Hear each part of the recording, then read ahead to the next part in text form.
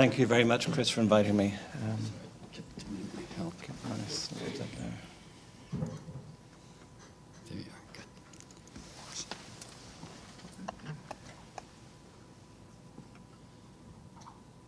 So it's a pleasure to be here. I too have been asked to address the same question, what to do next with this patient. And I too will review much of the same studies that Elliot reviewed, but perhaps come to a different conclusion.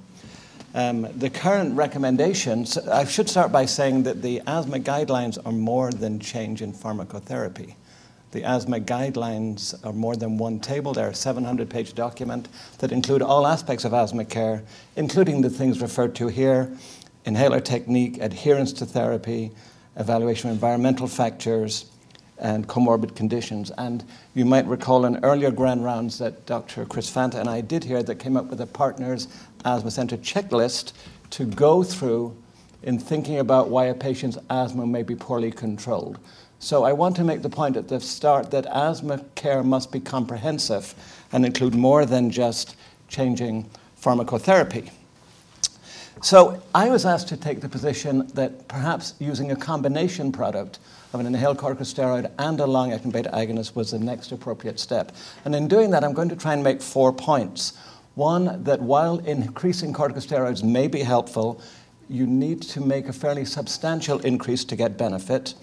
I too will look at studies comparing the efficacy of increasing corticosteroids compared to adding a LABA to corticosteroids. I too will address the issue of what are the safety concern of using a LABA when it's linked to an inhaled corticosteroid. And finally, spend perhaps one slide looking at novel ways of using these combination products that might provide even better benefit than the way we currently use them. I too will refer to the FACET study. This was introduced by Elliot, where it showed that patients who were poorly controlled on budesonide were able to get a decrease in severe exacerbations by increasing the dose of corticosteroids. In this study, there was a 4-fold increase in the dose of corticosteroids that affected this reduction from about 0.9 exacerbations per year to about 0.5.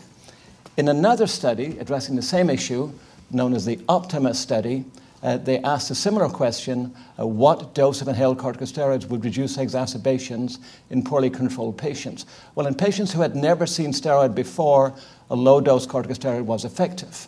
In patients who were already taking corticosteroids, doubling the dose had no effect in reducing exacerbations. In fact, it was slightly more, and there was worse lung function seen in that group, curiously. There were 2 systematic reviews published in the Cochrane Review database. The first one compared adding beta agonists to placebo in addition to inhaled corticosteroids. And the second one asked the question of adding inhaled beta agonist to higher doses of inhaled corticosteroids. And the observation was, in both cases, LABA did better, but there was really, the magnitude of the benefit was the same in both studies, implying that increasing the dose of corticosteroids was doing nothing more than placebo.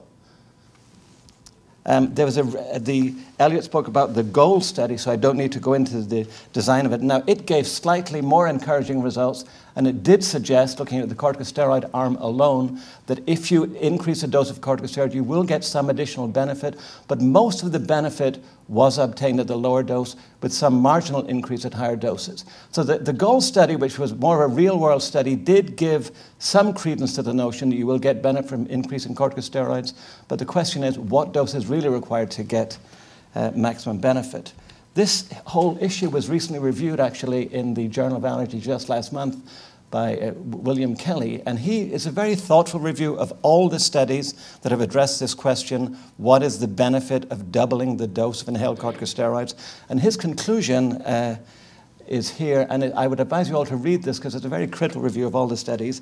He concludes that the largest proportion of patients will achieve well-controlled asthma status with low doses of inhaled corticosteroid, and in those who do not, only an additional 15 to 20% will have improved control with doubling the dose. Therefore, doubling the dose of the ICS is no longer better than adding placebo in terms of a comparator arm in clinical trials.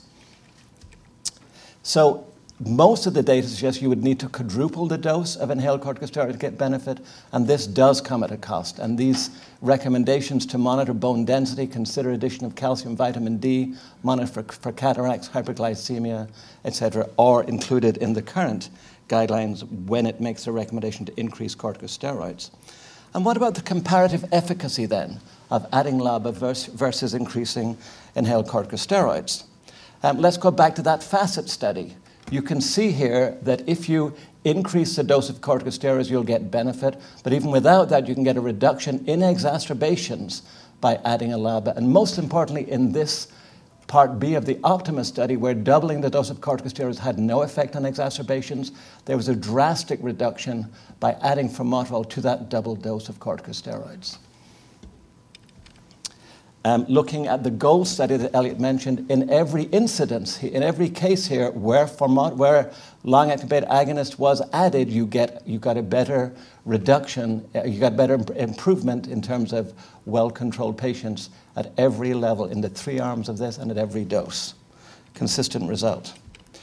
There was a meta-analysis performed in 2005, which included the Greening study that Elliot mentioned. In fact, it looked at every study that had asked the question comparing either increasing the dose of inhaled corticosteroids or adding a LABA on asthma exacerbations. Remember, Elliot had said there was no improvement in exacerbations.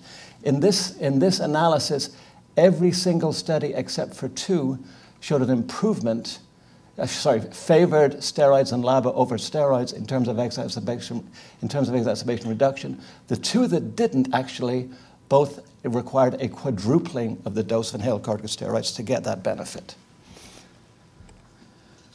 Looking at other outcomes other than exacerbations, another meta-analysis by Peter Gibson looked at change in lung function, morning peak flow, change in beta agonist requirement, and, as Elliot feels might be the best marker, symptom-free days.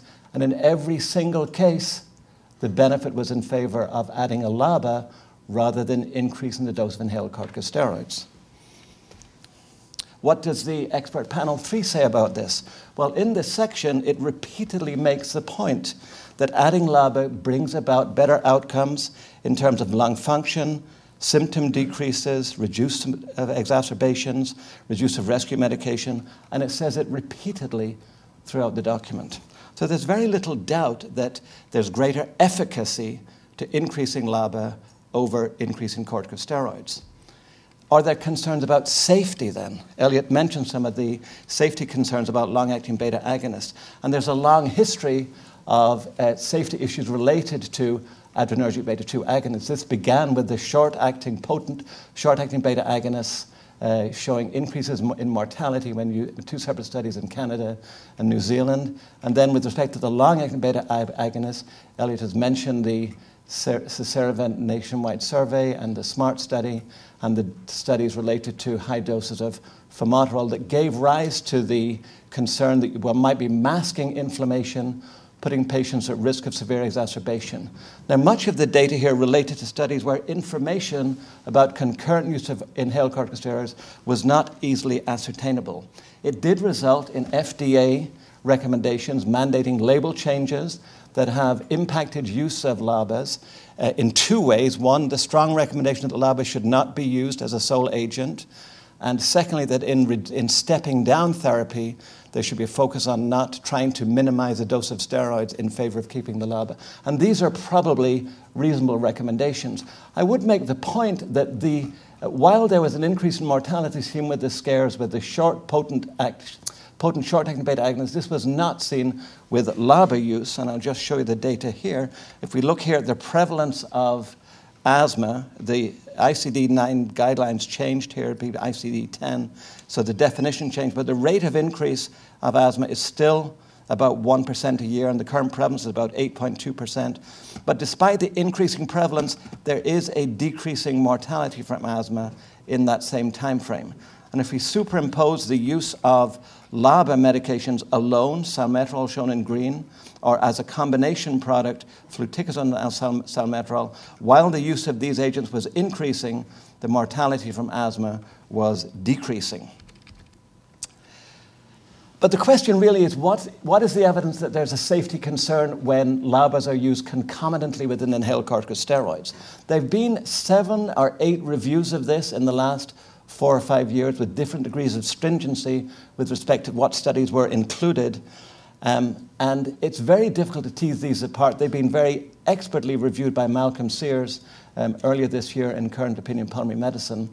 And the conclusion seems to be that in studies where concomitant use of an inhaled corticosteroid along with LABA was obligate, that's to say there was no possibility the patient was not taking inhaled corticosteroids, then the number of events of concern, which include asthma exacerbations, deaths or near deaths, were very small. And in that small number of studies, it's very difficult to ascribe either blame to LABA or protection from the concomitant corticosteroids because the data set is really too small.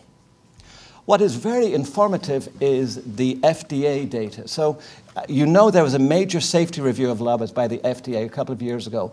And in preparation for that, they required all the manufacturers to submit data from all blinded parallel arm controlled trials up to January 2008. Now, there have been stratified sub-analyses of these data done, and of the 44 deaths and intubations in the LABA-exposed population, it was determined that 43 occurred amongst individuals in trials that did not mandate the use of inhaled corticosteroids, compared to only 1 occurring in patients in trials that did mandate inhaled corticosteroids.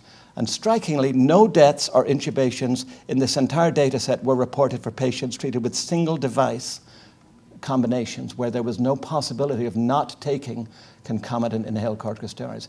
This is a very telling figure. No death or intubation in someone using a single device containing both. So I think perhaps the safety issue is really not answered, and the FDA has indeed mandated studies from all the manufacturers of combination products, of LABA products, to be conducted over the next 6 years. So we really want to have a full answer on it for 6 years, but as of now it seems like the signal in patients taking inhaled corticosteroids is very hard to identify an adverse effect from LABA. The final point I want to make is, what is the experience using ICS linked to a rapid onset long-acting beta agonist as both maintenance and reliever treatment? And is that type of therapy applicable to this situation? There have been about 5 or 6 clinical trials looking at these, and these were summarized actually recently in a study first authored by Eric Bateman, who looked at the effect of using budesonide and formoterol, which is a rapid onset long-acting beta agonist, both as maintenance and reliever therapy, as compared to using a short-acting beta agonist as a reliever therapy.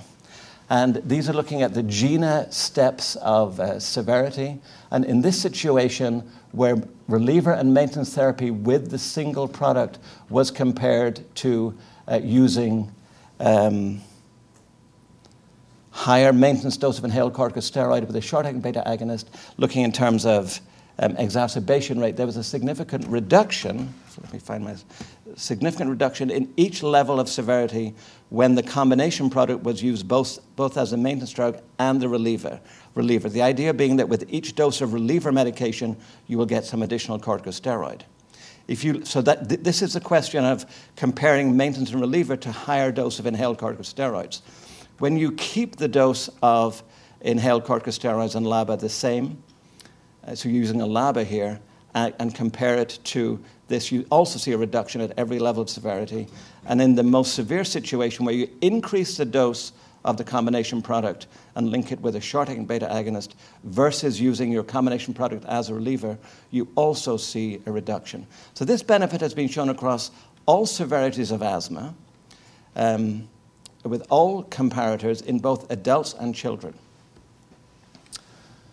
And a separate study addressing the same question appeared in the New England Journal a couple of years ago from a group in Italy who used a combination of beclomethasone and formoterol in milder asthmatics and showed that this approach of using this as both maintenance and reliever was superior to using a short-acting beta agonist alone as reliever. And so my conclusion is that there's consistent and well-recognized by the FDA superiority with respect to all asthma outcomes of the ICS-LABA combination.